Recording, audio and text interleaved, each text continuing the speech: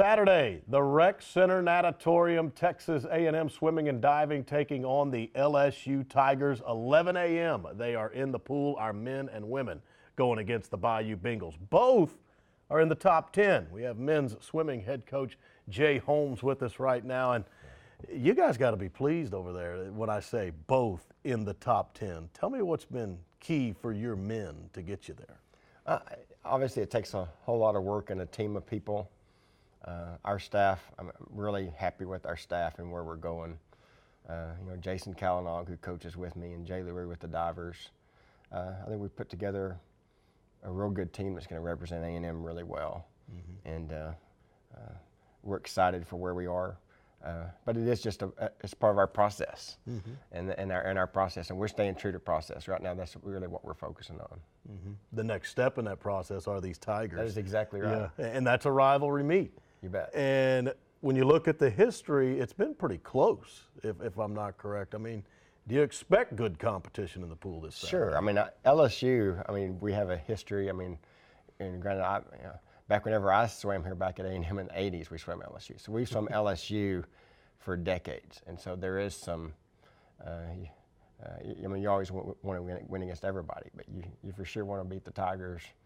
A lot of our alumni guys that I swam with and guys that swam for Mel and I and for me and Jason, the LSU dual meet's special. And so we're really looking forward to the weekend. If you're coming out to the Rec Center Natatorium, watching the Aggies and Tigers, where might the heightened competition be? Well, where do you see it maybe most heated in the pool? Diving is going to be an interesting. They're divers. They have a very good diver. We do as well. I think that's probably could be the most interesting competition go on. As far as on the 1 meter and the 3 meter, our divers versus their divers. Because that is a real strength of LSU's. We think it's a strength for us. There's also, there's several good races I think are going to happen. Probably the Turner Fly. They have a young man named Harrison Jones who grew up in Bryan, Texas, and he swims for LSU. And I've known Harrison for years.